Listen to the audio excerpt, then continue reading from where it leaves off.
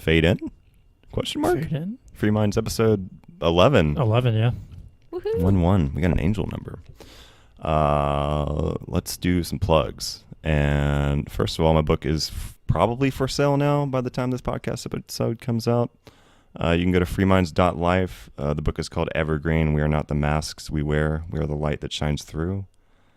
And you can purchase it on my website. Just go to freeminds.life and it'll be right there. Facebook? Facebook is free-minds, like our Facebook page. Instagram? Freeminds_life. That one always gets me. And Instagram is freeminds.life. Twitter? Did we do that one? I don't know. I think we got them all. Twitter's Patreon? freeminds_life. Patreon? Patreon, free-minds. We got them all. Okay. Cool. Today we have this person Charlotte Kilbourn. here with us today. And as usual, we'll jump into a video first and kind of watch that and then just let the discussion come from that. So here we go, guys. Here we go. Roller coaster of life. Ready? It's what's happening right now inside everybody is they're going, who am I? What do you feel when you say the word I myself?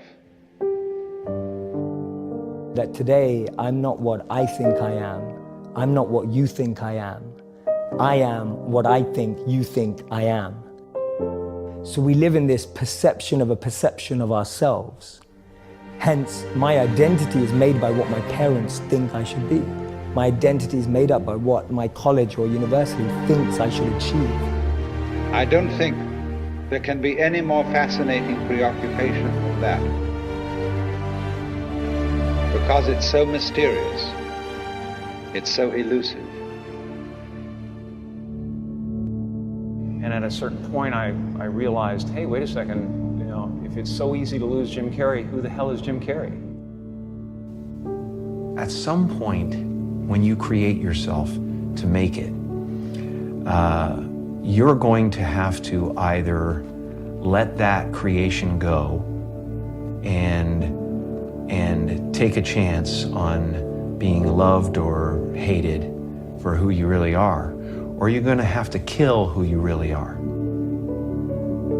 and fall into your grave grasping onto a character that you never were. I want you to find your own walk right now, your own way of striding, pacing, any direction, anything you want.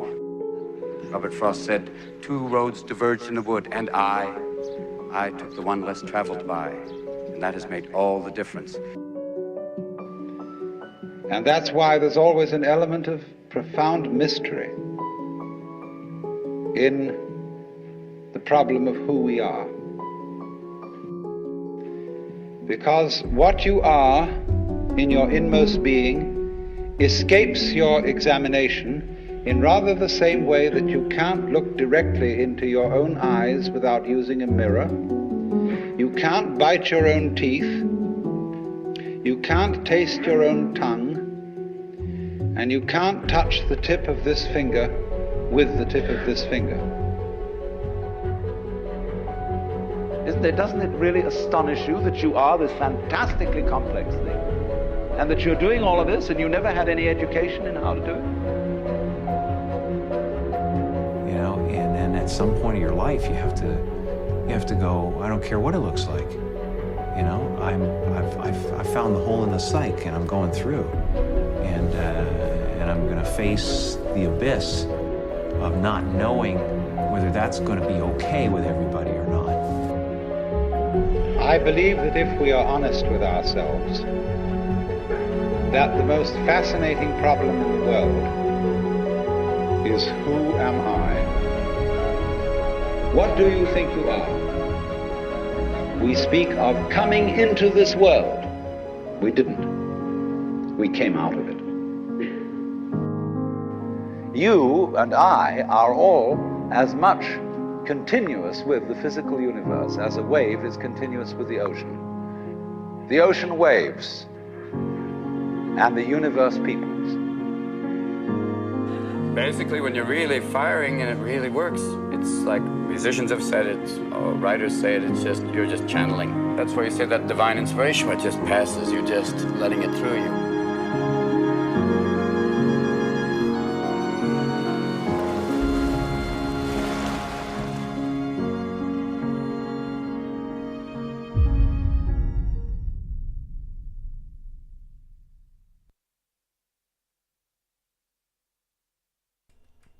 I think it was Robin Williams at the end. Mm-hmm. Yes, It was. I miss him.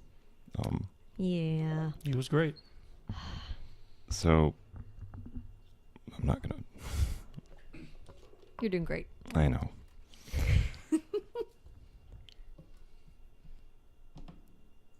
The part about, you know, the waves are not separate from the ocean, and we are not separate from the universe. You know, we think we're poor little old me. Mm-hmm. Life is so hard. Why is everything so difficult? Why is it all such a problem? And we have this this lens where everything is against us. We're not in harmony with nature. We're not a part of it. We're not part of this thing that all works together. My blood cells work with my body. They're working together, you know. And when we forget who we are, we don't become cancer, but like a cancer cell forgets its function in the body and it starts attacking itself.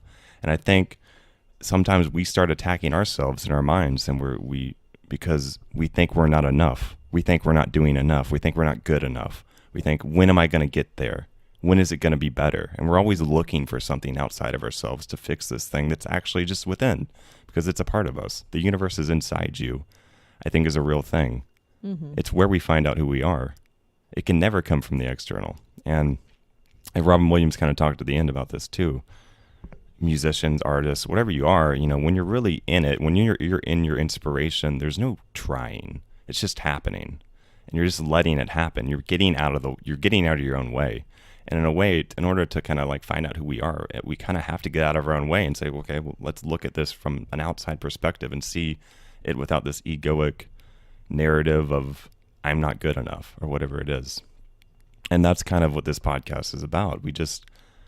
I want people to know it's okay to be vulnerable, because that's where our strength comes from. That's when we can say I'm imperfect and that makes me perfect, you know, then that's when we haven't made it. When, you know, we never will. He's crazy.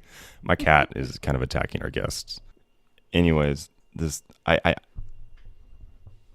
I'm a medium now, so like the universe is kind of guiding me to do stuff. It's like, do a podcast, do a blog, write this book, and I'm just kind of like, okay, you know, it's gonna work out if I just let it happen, and I don't start, because I, you know, sometimes I get in that tunnel vision. I try to start controlling everything. Yeah. And that's when it starts not working. Mm-hmm. There's something about life and being in flow, and I don't know how this has kind of happened in your life in terms of just finding like this ease of just harmony. When you're in harmony with yourself and nature, that's when things are just fine, you know? Yeah. Well, I mean, I grew up as a classic people pleaser. Yeah. Grew up as the youngest of 3 kids, and so it was 2 loud sisters. One was loud and perfect, and one was loud and sort of, you know, punk rock rebellious, and I was just smack in the middle. So I grew up almost as an observer, just always being a wallflower, always kind of being on the outskirts. And I think Lin-Manuel Miranda said, like, a lot of artists always felt a little bit out of place no matter where they were. Yeah. And that was me. So I just got in the habit of, well, what if I just listen? What if I just kind of become a fly on the wall in several different aspects? And then I would jump in and then realize, oh, once more, I'm performing. I'm not really being who I am. And so until I can figure out who exactly that is, I will just continue to do more observing than action. So was it like, I need to wait and know who I am before I can do anything? A little bit. Yeah. And it was probably a little bit of an excuse. Yeah. Because it's so easy to just go, oh, well, I'm just, you know, all right, here, I'm going to wait for divine inspiration to just plop into my lap. And then you realize some of it does just take action. Yeah. You know, going from step 0 to step 1 is always the hardest thing. And then everything else can just fall into place. But so can you kind of walk through how you found yourself? Or like, has this been like ever since you said you were kind of in the shadow, it seemed like. yeah. So has it just been coming out of that shadow and maybe that helped you in a way? I don't know. I've always kind of found the way our family was structured was actually kind of set up to help us if we allowed it to be helpful. Yeah. I mean, so I grew up as, you know, it was like my sisters would argue all the time. Yeah. And they would be arguing who has to unload the top rack of the dishwasher and who gets to unload the bottom that has the silverware on it, so there's less. And as they're arguing, I'm unloading the entire dishwasher. So that was like my structure of life is, oh, I'm just going to, however I can help other people, however I can put ease of other people's lives, sometimes to the detriment of my own ease or happiness. Yeah. That's what I'm going to do, and that's what I go to. And then I was like, oh, I'm kind of slowly becoming more resentful and more of a poor little old me about these things that I'm doing, and I know very well that I'm doing, and no one's asking me to do them. So at some point, I guess I'm trying to figure out why the motive for everything, the intention for everything. And is this serving what I think is my purpose, my calling, and who I truly am, and what I can do for both myself and for the world? And when that became the lead-in, as opposed to how do I dissolve other people's conflicts and how do I stick my fingers into people's problems that aren't mine, it really helped me a ton, just navigate the world, which I'm still learning to do. I was exactly the same way. I would always be like, I don't want to actually do anything for me. I just want to, how can I fix this? How can I, going around fixing things and then being resentful. And, I think, we're consciously choosing to do it. Like we're going into it and then we're resenting. I don't know if I was resenting other people or myself for doing it. Sometimes that was a little confusing. Usually it's both. Yeah. But yeah, I don't know what the intention was, really. I don't know why I was trying to go fix everything. I don't know what my intention was. I think I wanted to make it was like I was ironing everyone else's clothes, but I was never going to iron my own clothes, getting the wrinkles out of everybody else's stuff, but never mind. Yeah. Well, sometimes it's easier to see fix other people's problems than it is to fix your own. Yeah. And if you're thinking of it as an act of selflessness, which it can be, but if you are doing it from this place of, oh, everyone's messed up, but I'm fine because you see, I don't need help. Trying to avoid it. Exactly. Yeah. And for me, a lot of it was I just couldn't deal. I always grew up a little more empathetic, I think, than the average person. So any conflict, even if I wasn't involved in it, just witnessing it was, it would make my skin crawl. Me too. So it was, oh, how do I fix this? You unload the entire dishwasher. It was just that. That was in my mind, it was a solution. And as time went by, it was more like, okay, well, what if instead of helping people, I, number one, help myself, and then number two, figure out how to help people help themselves. So at what point in your life did this kind of start to happen when you were like, okay, I want to help myself? Like, was that like after, I don't know if you went to like college or high school, like when, what? Certain event or anything? Yeah, not anything specific. I had, after college, you're sold this, oh, you get this bachelor's degree and then your life is just going to magically fall into place. And then, suddenly a picket fence just starts to appear and there's your golden retriever. And none of that happened.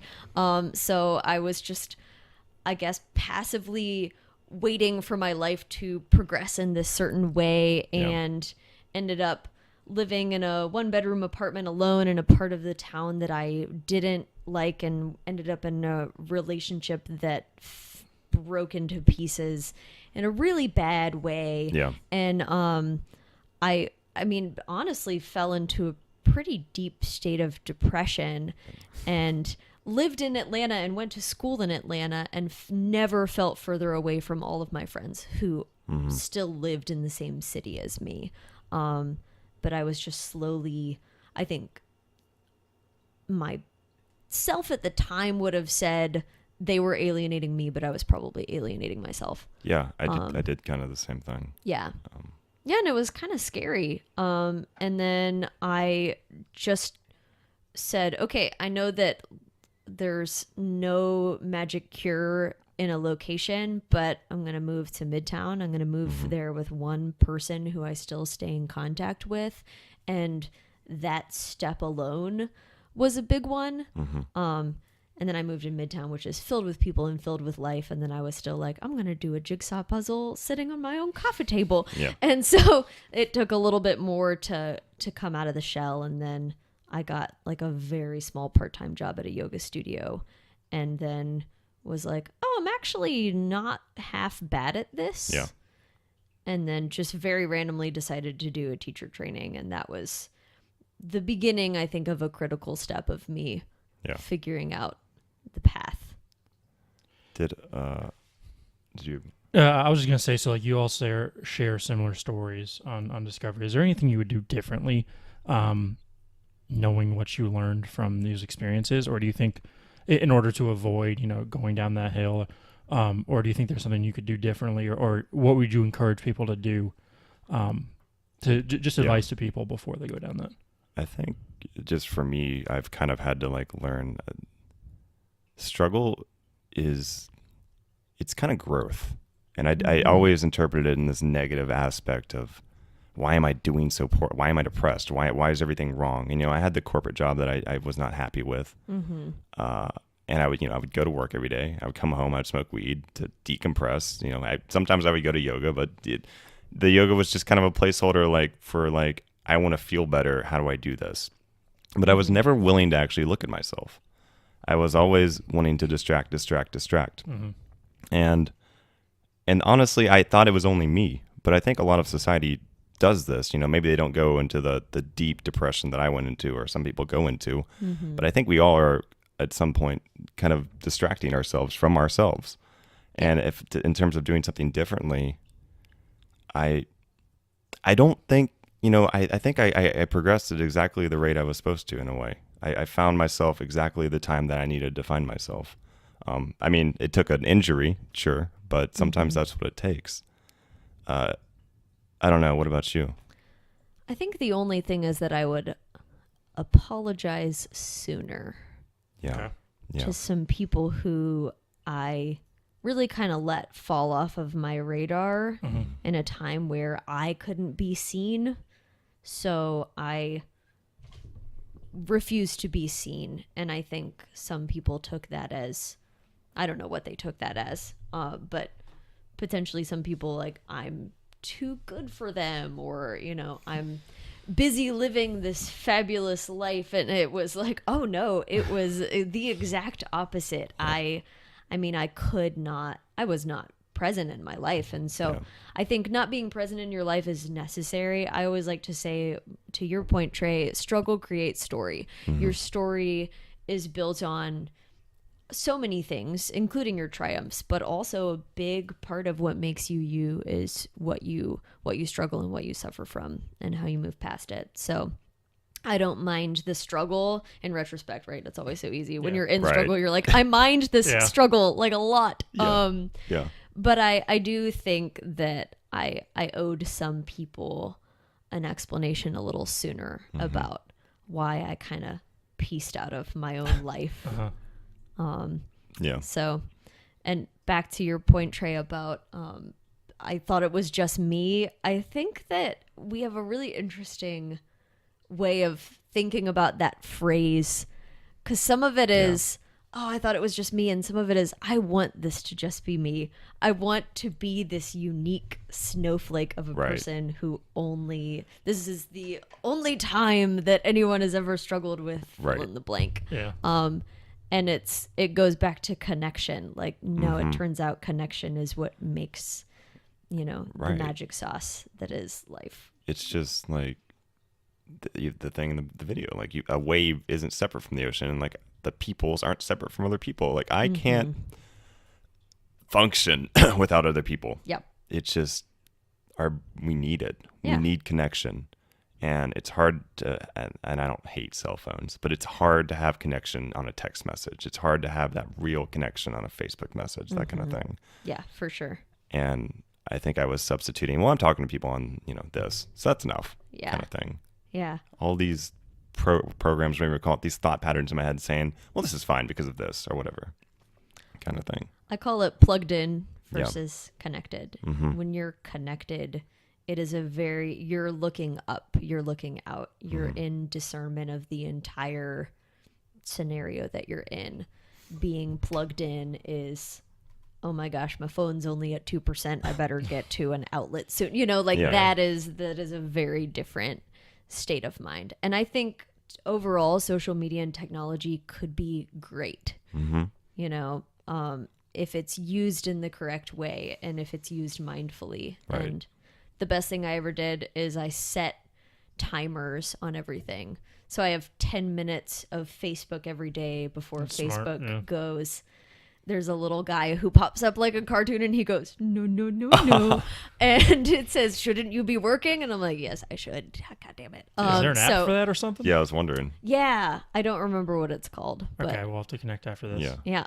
Yeah. That sounds Curious, for nice. sure. I would like to limit it to about 10 minutes a day Yeah. at the most. It's nice until, I'm making an event for Acro or something. Right. And then Yeah. I have to do it, and then I can't find the picture I want to use. And then I'm like, I am on the clock. Yep. My little cartoon dude That's is hilarious. coming any minute. Yeah. So, but overall, it's great because it makes you mindful. It makes Yeah. you not do, I think it was Wiz Khalifa called it thumbing, where you're just in ever scroll mode and you just realize, like, oh, an hour just don't even think vanished about of it, my yeah. life. Yeah. Exactly. Yeah. It's passive. There's no intention behind it. Like, what are we doing when No. we're doing this? No, and it's the really bad of ever scroll, which is it's never going to end. The No. content doesn't have Yeah. you've reached the end of Facebook. And if you have, oh man, Reach the end. Yeah. the end of the internet. Yeah. When you reach the end of Facebook, that's when you reach nirvana. That's when you just transcend. That's when you reach enlightenment. Yeah. Yep. Mhm. That's how we Yep. do it. Yep. That's how we transcend. Yeah, you become a golden retriever puppy. That's great. So, So, I guess you started getting into yoga. You got your teacher certification. yeah. I don't know if you brought your funness. I don't really know how to describe it. But the first time I took your class, and you were the first Thunderbolt yoga class I took. Oh. I think you said something like "release your inner Darth Vader" when we were breathing, and I was like, Sounds I like about this. right. I was like, I like this person. This person is making it fun. It's not very serious. Did you immediately Mm-hmm. bring that aspect of it into it, or did you start as kind of more serious? Or Absolutely not. No. I was, well, number one, I did teacher training in 2012 Okay. and taught about 4 classes Mm-hmm. at a studio that's not open anymore. And I was terrified the entire time.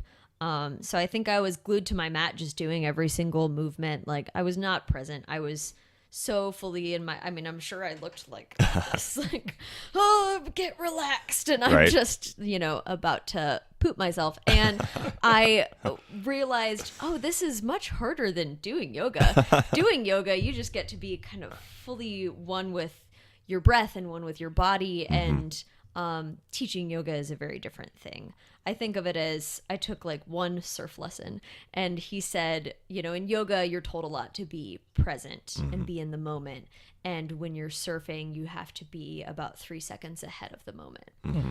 You have to look behind and know what wave is coming. And I find yoga teaching very similar. You have to time travel and kind of be a little bit in the future while continuing to say, you guys need to be in the present because I got the future. Don't worry about it. Yeah. You stay here. And I just really super struggled with teaching at first. And then that studio shut down very soon after. So I just took it as this grand sign from the universe that I was not destined to be a yoga teacher. And then I went back to being a student, and I was like, oh, this is great. Yeah. I don't have to be vulnerable anymore. I can Right. go back to doing the thing that I used to be really good at. And I was a student until for 2.5 years I did not teach. And then got hired at Thunderbolt for some godforsaken reason. And somewhere in between that time frame, I got into acro yoga, which is like partner balancing-y stuff, which is very fun, very inner child creating, and very community oriented, whereas yoga can feel very personal. Right. This was a social thing, and so I think I was hired mostly to teach acro, and then got roped into teaching non-acro. She's like, oh, you have a certification in this, just teach a few regular classes. And she said it like, oh, no big deal, and I'm sitting there just sweating profusely. And so acro always came very natural to me, because I could really just be a very authentic version of myself. And then I would flip the switch and teach yoga, and I would be like, shine your heart open to the heavens. And I was like, it felt inauthentic? Oh, super inauthentic. And I would say things and just think, what in the... Are we allowed to curse? Yeah, totally. What the fuck am I Totally saying? curse. So I really just... That voice never felt like it belonged to me. And did you feel like you had to become something else to do a yoga teacher? Like you couldn't just be yourself kind of thing? I feel like I had to become myself to be a yoga teacher. I feel like I had to be a performer to be the type of yoga teacher I thought people wanted. Right. And I mean, some of the best advice I ever got, which I didn't take at the time, but I had a yoga teacher say, you don't learn to become a teacher by doing a training. You learn to become a teacher by teaching. And this was before my teacher training, where I go, oh, I'm going to go in there and I'm just going to rock this. Right. So I was like, oh, that's really cute that was your struggle, like 200 hours in, and I'm going to be a professional, and then I'm just going to travel the world and teach yoga. And then I remember getting into my first class, and I was just like, child's pose. I was like, this is gonna be so much harder than I ever thought. And I really had to crack open a lot about myself to figure out how to teach, because I also knew if I invited some sense of humor into my teaching, there was going to be some amount of it where I used it as a people-pleasing defense mechanism just as much as hiding behind the Zen, holier than thou persona. So I had to check a lot of myself at the door and go, okay, why are you saying this joke? Is it because you're looking around and you're seeing that literally everyone is taking this entire moment too seriously? Or are you trying to get a laugh? And do you think that's almost too much in our mind to try to be like, does it matter? There's a part of me that says that, but then like at the end of the video, Robin Williams is just like, when you're in it, you're just channeling. It's just like, it's just natural. Yeah. I mean, I think that when you get more comfortable with it, then it feels a lot less like your mind is involved, and it's just a lot more intuition. And when you find your students, because the other thing too is, if I realize that I'm teaching for the one person in the room who's looking at me like, who does this chick think she is? Then suddenly I'm not teaching from an authentic place anymore. I'm literally channeling the one hater in the room and trying to make sure that they like me. So that's like the youngest child coming out for sure. Like, inner child, accept me, please. So, it's all a learning process, right? Some days I'll walk into the room and I know when I'm get people into their very first pose, if it's going to just flow super naturally and feel really authentic, and I can just be in it with them the whole time. And then I know from the first pose if there's just going to be that one person where for some reason I just really need you to like this class. And to hell with everyone else. And it's so bad. It's so dumb too, because I really do it dumb. too. I do it with I wrote my book, and I'm like, one person, if one person doesn't like my book but 99 people like it, I'll probably end up focusing on the one person for some reason. Did you ever watch How I Met Your Mother? Yes. Where he gets professor reviews and it's glowing 5-star reviews, and one person just goes 1 star, boring, and he has to make it his life's mission to find How out. am I boring? Well, and to find out who wrote it. Right. Like, I need to know visually who I don't like at this moment, like who I can channel my anger toward. And It's so silly, though. I don't know why we do it. Yeah, I mean, it's an interesting social experiment Yeah. to notice your patterns and notice, because I do it all the time. Mm-hmm. I mean, I waited tables for years and had several people who loved me and would ask for me always, and I will be sitting in my car being so happy and think about that one table where I forgot to bring them ketchup, and it ruins my day, and that was like 5 years ago. And they have long forgotten that I forgot their ketchup. But the mind is a funny thing.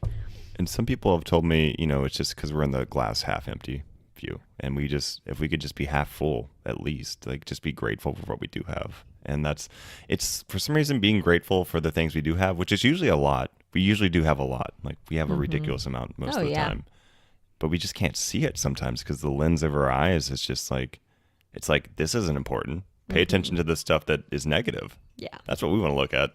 Yeah. Yeah, but the other side of it too is if I always saw glass half full, then I would not appreciate it. Highs and lows. Yeah, whereas if you have these moments of struggle and these moments of scarcity, that's when you can really gain gratitude for the moments when you're like, you know what? I'm enough. I did what I had to do today, and I can go to bed content with that. Because if it was just always that, like, well, I've transcended the need for anyone to like me, it's just, it's not the real story. I think you need a balance, right? It's all about that perfect balance. Is it more about, because I think we grasp to things. We grasp to a negative moment or a positive moment. And if we could just, I know being the moment is so hard. It's so hard. Yeah. But if we were just in the moment, then we would experience the joy fully. And then, we would see the sadness as just weather. Like, that's just weather, and the storm's going to go away, and then it'll be over. Yeah, it's non-attachment in bitter end. So it's the problem with non-attachment. It's for good or bad. Yeah. So the joyful moment is just as fleeting as the agonizing moment.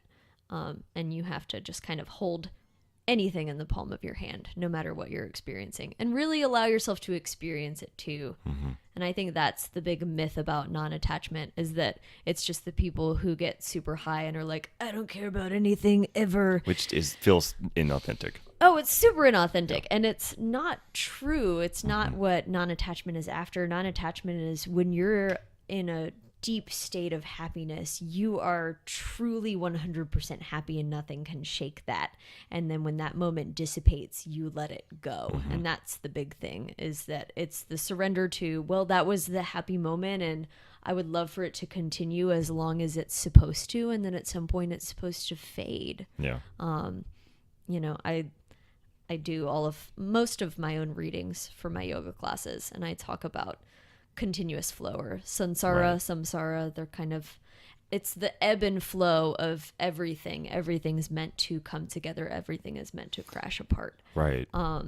Black implies white. White implies black. It's just, they're inseparable. Exactly. Yeah. And, happiness, sadness, all of it is sand going through your fingertips. It is.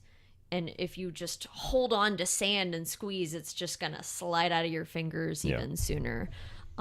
So nothing was meant to grasp onto the reins so tightly that you were never supposed to let go. So you said you kind of, was there ever a moment when you were having a yoga class and you're just like, I'm just kind of in this now and it feels good? Like, was it just kind of a slow progression of like steadily moving towards that? It was a little of both. Yeah. I definitely remember leaving a class probably about a year into teaching, and I said, I felt like a yoga teacher. And I didn't really know what that meant, I think, at the time, but it was the first time where I felt like I am not ruining people's day with my crappy teaching.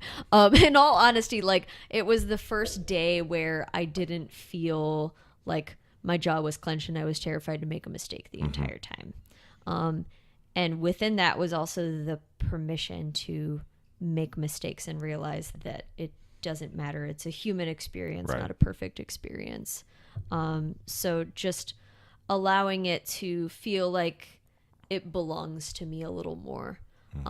But that is, I mean, that's still a progression to this Right. day, because my hope is that I will always be a student and that I will always be able to figure out what exactly is going on in my mind, in my heart, in my students' minds, in my students' hearts, and hopefully just channel that into some sort of lesson. So even if I am just having a shit-tastic day, you know, I can come in with some reading or something that speaks to that and goes, but you know, it's going to be okay. And maybe it's not going to be okay for a while, but everything eventually comes back together, and you have, if your heart shatters, you get to rebuild the pieces. And when I speak to something that I know I struggle with in a way that makes it more universal and talks to my students, that's usually when people come up to me after and say, I felt like you were speaking to Right. me. And it's Because- like, because I was speaking to me. That's the big And myth of it. The irony is that, you know, Brene Brown. Oh, yes. So it's just like, she's always like, and she's a vulnerability, shame, and guilt kind of researcher. Okay. Anytime we do something embarrassing, you know, we have the option to own it or the option to make it feel icky towards us or something. And she kind of teaches us how, like, when we learn to stand in ourselves, I mean, I don't know if you could maybe explain it, but it's just like vulnerability is where real life happens. It's where when you're feeling your emotions, you're being vulnerable. When you fall in love with somebody, you're being vulnerable. You can't fall in love with somebody without being vulnerable. I don't think it's possible. Yeah, it's the ability to show up is really what it boils down to. It's the ability to be seen and not show up physically like, okay, here I am, but in my mind I'm making my grocery list and I'm half listening to you and, you know, I'm playing Candy Crush. Right. That's not showing up. So it's showing up when things are great, and it's showing up when things are crappy. And it's being able to say, at the end of the day, at the end of this week, my contribution of just myself is enough. My offering is enough. And it's, as far as shame and guilt, the big thing for her is shame is an internal construct. So it's saying, I am bad. I am this embarrassing thing that happened. I am a mistake, versus guilt, which is I did something bad. I did something embarrassing. I made a mistake. So it's action versus who you are. So when we fully identify, even with our successes, but particularly with our failures, if we just wrap so tightly our identity around this one thing that we did or we said, we inevitably lose who we really are. Right. Which is someone who is made up of so many things that it's, you know, we're more than the sum of our parts. So we're not this one bad thing we did or this one incredible thing we did. We're all of those things together, and together not one individual thing can go, oh, well, I'm just this. Is it kind of like our brain uses it as evidence that we are not worthy or something? Kind of. Yeah. I don't know if that's the right way to say it. I think yes. I think too, it's some of it, I think a little bit is wiring, and then some of it is how we talk to ourselves inside of our own minds about it, because we could just as much use it as evidence. Oh, it's just an action because you remember, you know, you're late to one thing, for instance, and you can sit there and go, oh my God, I'm such an idiot. I'm always late. And then go in your mind and think of all the times you were late. Or, you know, you can just gloss over all the times when you were early or on time or, you know, so it's, or you can be like, man, I really messed up this one time. And I apologize for it. And it's not negating the bad feeling about being late or, being angry with someone or making a mistake. It's actually being able to own it more, because once more it's that non-attachment. Right.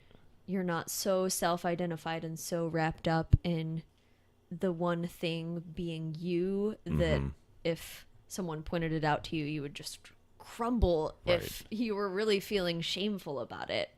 Whereas if you're guilty, it's just kind of that, my bad. Right. Yeah. I'm sorry. And then you can move on. I mean, think about companies. Like when companies are ashamed of what they did, no one's going to make this big commercial about this oil spill and be like, sorry, guys. Oh my God. We're sorry. Yeah. But like if you're guilty, that may be something that you do because it's an action that you're not super identifying yourself with. Mm-hmm. So. And then is part of being vulnerable, you think, just being honest about what this stuff actually is? When you see shame and guilt for what it is, as opposed to attaching, again, it to your identity. Yes, it is, but it's also, Brene Brown talks about it's sharing your story with those who have earned the right to hear it. Right. Yeah. Not with everyone, because not everyone's ready for that. Yeah, and she calls it floodlighting. So that would be, you're at Target and the cashier's like, oh, hi, how are you? And you're just like, well, my dad was just diagnosed with cancer. And the Target cashier was like, whoa, that was a really heavy offloading. And it's kind of the opposite of vulnerability, because it is. It's almost like you're seeking attention or something, or not attention, but it's like, what is it? It's seeking, in some ways it's seeking attention. It's saying something and then being able to kind of leave and have that person just feel. It's not a two-way street. There's a weird exchange of energy when that happens. Yeah, everyone's had that happen, right? Where someone just says something where you and your relationship was not ready for that information, and it makes you almost feel the shame that they were too embarrassed to admit that they felt, or the negative emotion that they couldn't handle. Because I still do believe if you over-identify with your negative emotions, you're letting them control you. Right. But if you deny your negative emotions, you're still letting them control you, potentially even more, because denial is a powerful drug. So I think that when people do that sort of floodlighting, or she also calls it the smash and grab, it's their way of being able to say, see, I was vulnerable and it didn't work. Yeah. Look at this. I did the thing and I still feel crappy. And it's like, well, because it doesn't. Right. That's not how that works. She calls it doing your work. You have to do your work first. You have to understand the weight of your story, the weight of your struggle. You have to go inside and figure out, okay, how did that affect me? Right. And whether that's just self-reflection or journaling or talking to a therapist or whatever it is, you have to do that first and then figure out, okay, what is this kind of weigh on the scales? Right. And is it applicable to share this to this person? Because maybe that's one connection point where they're going through something similar, and I can build just a little tiny golden thread from me to that person. Yeah, it almost seems like if you don't really know what it is yet, this thing that I want to be vulnerable about this, but I'm not sure how to feel about it yet. I'm not really sure what it means to me yet. But here, everyone, here's what happened to me. And then when they throw feedback back at you, it's like, oh crap, I wasn't ready to share that yet. Yeah. Yeah, I don't know what I think about this yet. So now all I'm doing is going, tell me what I think about this. Right. And then you're getting external validation in a way for your own feelings, which is, again, not going inside in terms of self-reflection. Yeah. So yeah. When you're sharing these, like you got me with one of your quotes, like at the end of one in class, like I came up to you after and I was like, that was amazing. Who said that? And you're like, oh, that was me. Yeah. But it was powerful. Yeah. And it's because it was vulnerable and it was real.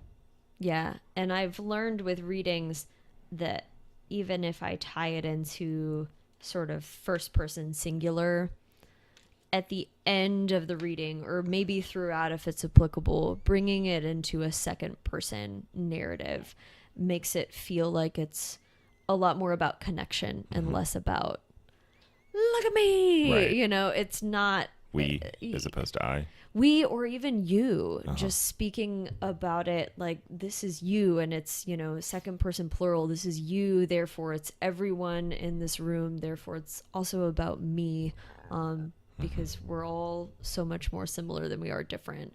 But if it was me, I, then it would go back into that, am I really being vulnerable if I'm not allowing myself to tie it into other people?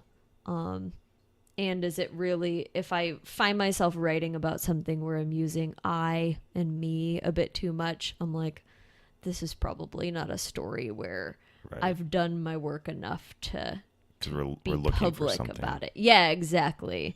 Yeah, I need to kind of write the story to myself first and figure out, like, where am I still hung up on this, before it's something shareable and therefore relatable. Because what's relatable about the story of I, if you don't, then not a lot. It's because that's all you hear is the universal. Exactly. Yeah. And I think we have to figure out what is the lesson that I learned from this.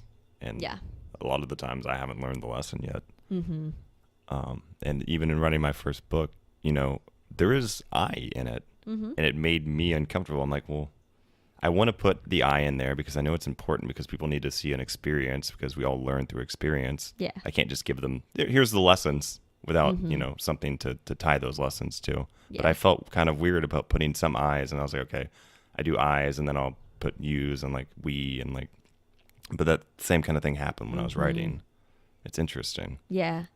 Yeah. And I think some of it too about, you know, you haven't learned the lesson is, I think some of that is fine to be shareable if at the end you can go, I'm still not done learning this lesson. Are we ever? That's kind of part of why, I think. But I think even just the beginning of doing your work is really important as a baseline for anything that is deemed shareable. You have to at least start that process. You can't start the process by sharing it really publicly. And I mean, even Brene Brown has talked about sharing certain stories that were some of her shame stories, where she's like, but what you don't see is that I immediately called my best friend and then called my therapist and then called my husband and journaled about it. And that happened 2 years ago. So now I can talk about it. If all this happened yesterday, then it would just be me going, it's like word vomit, like, oh, this happened, you know, and that's something you can do with a loved one or like on your own journal, but it's not something that belongs in public consumption. People will feel taken advantage of. So. Yeah. So where does this kind of put us in your story then? Like, he's feisty. I know. So when I met you in 2015, I think, I guess you were kind of in, I don't know, we're always mid-transformation, but you were kind of like finding yourself, because you seemed like you were good, you know. Oh, I had really good, like I would go to your classes specifically at Thunderbolt. I wouldn't get the same human connection out of the other classes I went to, and not to like compare, because comparison isn't the point. I was just like, I vibrated with that. I resonated with you. Yeah. You know? Yeah, I mean, I do think some of it is you're going to find your teachers in the same way you're going to find your students. And it would be exhausting to be everyone's teacher. It would feel like spread in so many different directions if 100% of the people who took your class just loved you. Right. I think in our minds we're like, oh, that would be great. But it would be, I mean, it would be so tiring. So I think probably in that time frame, I was grappling with the fact that I don't have to be everyone's teacher, and that that's okay. That I can use my natural sense of humor as long as I can make sure I'm doing that from an authentic place.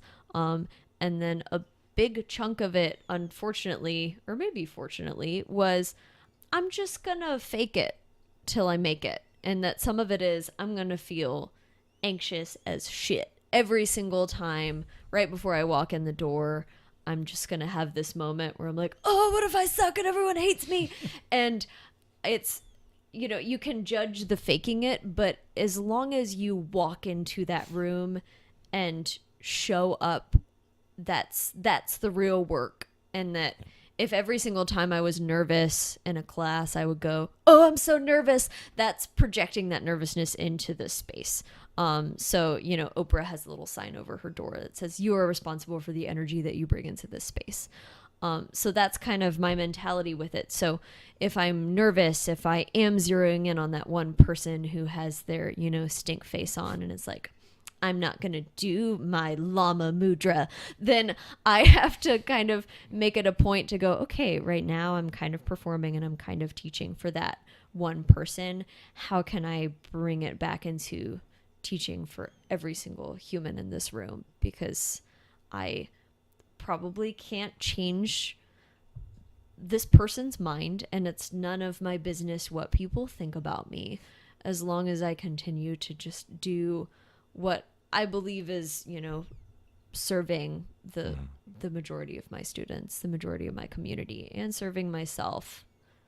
So Is it so how there's no how does that process go? Because we're always it's different, but I think, is it just shifting from the thoughts to the body and feeling, or is it like how? Because I do it with, you know, with the writing, so I'm kind of asking for myself in a way. Yeah. I'm just like, I don't want to focus on what is my family going to think of this when I write this, or that kind of thing. I want to be like, how can this, and maybe it's just setting the intention, how can this be the most beneficial to the most people, kind of thing. Yeah, I mean, it really, I think some of that ropes back into the self too, because I think if you tap into, call it the collective unconscious or whatever you want to call it, what is going to serve you the most is going to serve the most people, because we're all more the same than we are different.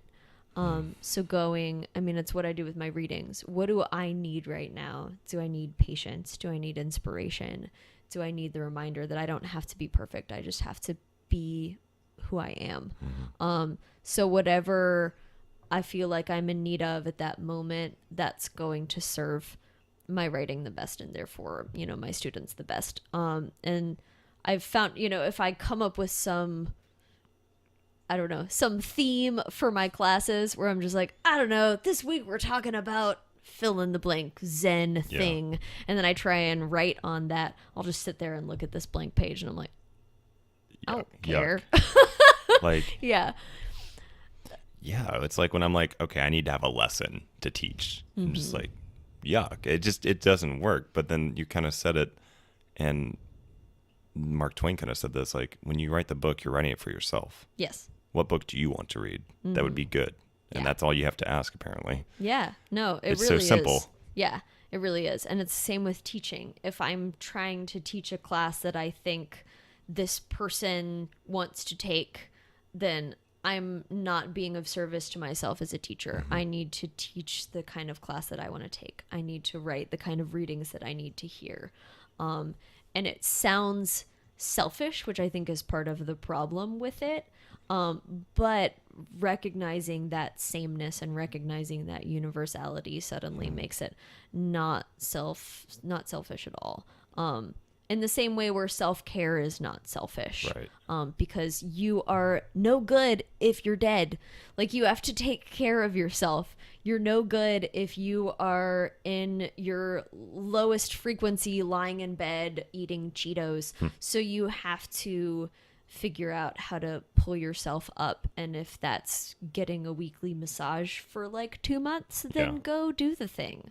And recognize that this is helping you serve your greater community, your universe, because you're no good to anyone if you are not vibrating at the highest frequency you can. Right. I mean,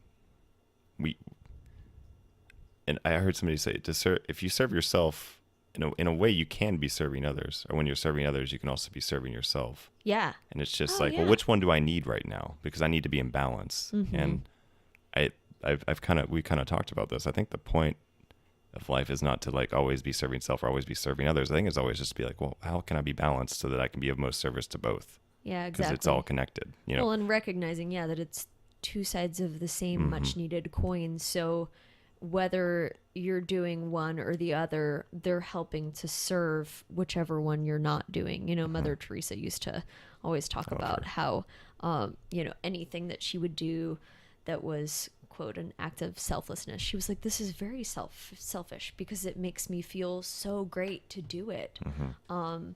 So, I think some of it too is just that we don't always wrap the right words around Labels. stuff like that. Yeah. And people hear certain words like selfish and they get in their heads about what that means. So I think some of that is dropping this need to label or put something in a box and just recognize really where your underlying intentions are about everything.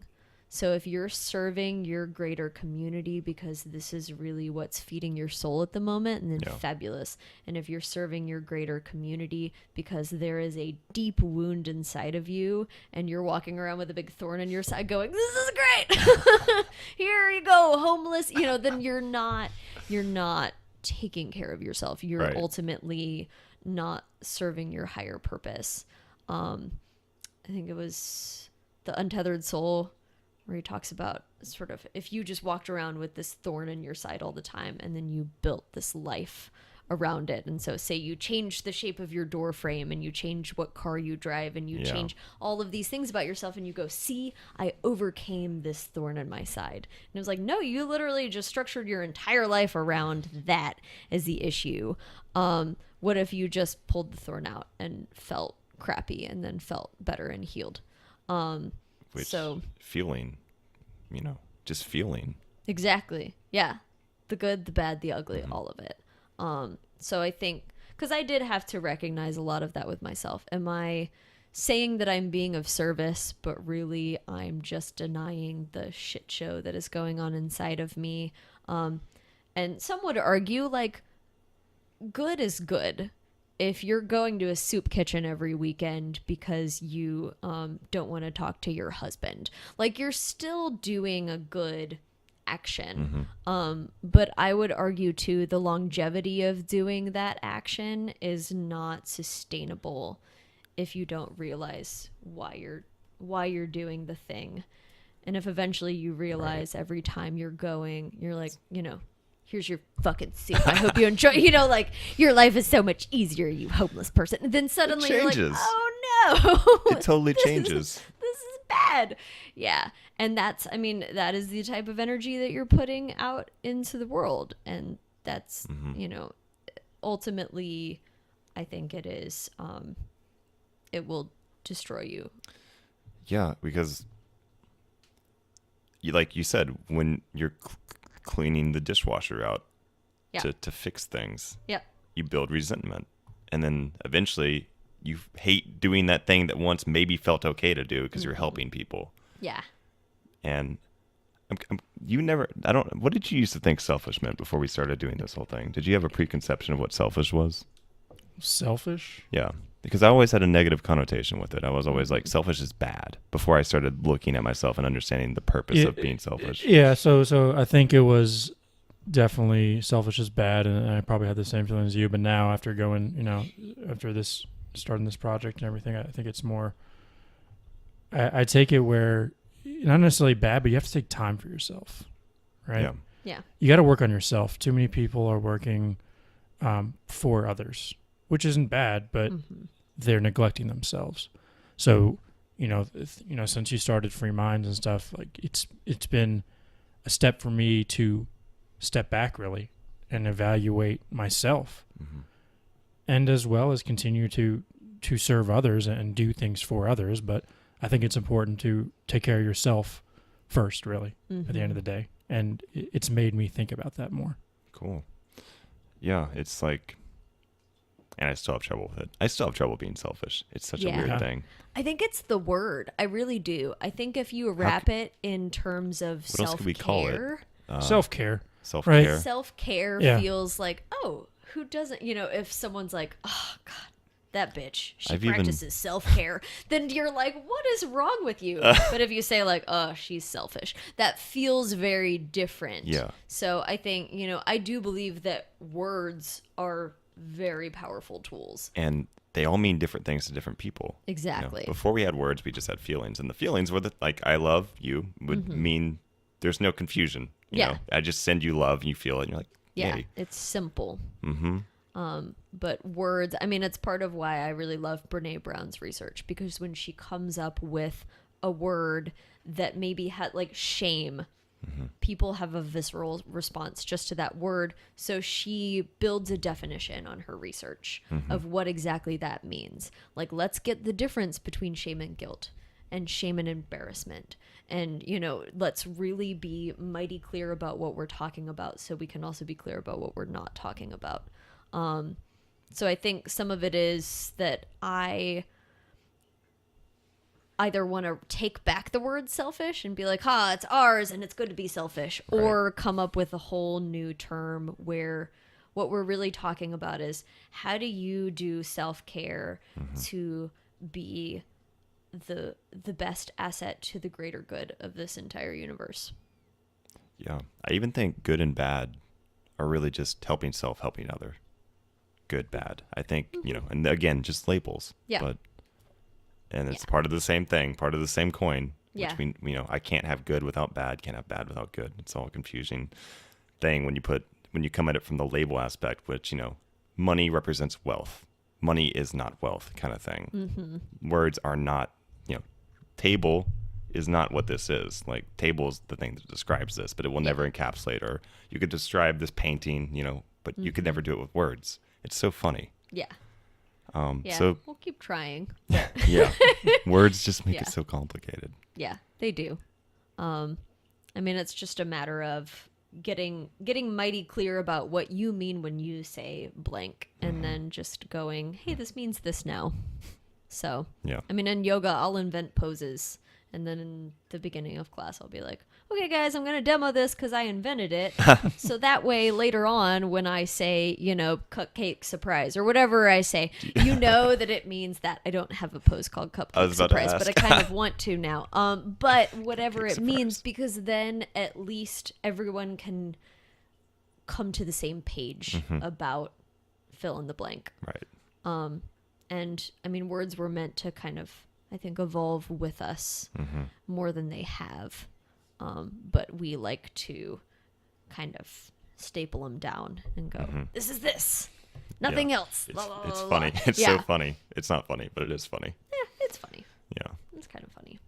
So we're gonna wind down, but is there anything in terms of your journey, or just kind of completing this dialogue, and just like giving people empowerment, or whatever message you want to give to them, just to kind of like say it's okay to be yourself. Oh, okay, it's okay to be vulnerable. Bye-bye. Yeah. My big thing is that for a long time I didn't show up because I didn't feel ready. And I think in the end, you never feel ready.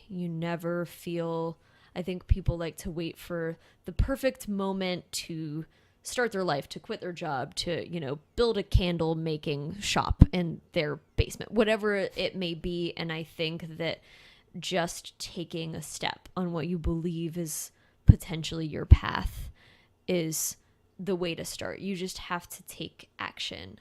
Twyla Tharp has a book, The Creative Habit, and she has a whole chapter called Getting an A in Failure. So I think like just trying, and then if you try and you fail a little bit faster and fail in a blaze of glory, so then you at least know like, okay, that absolutely was not it.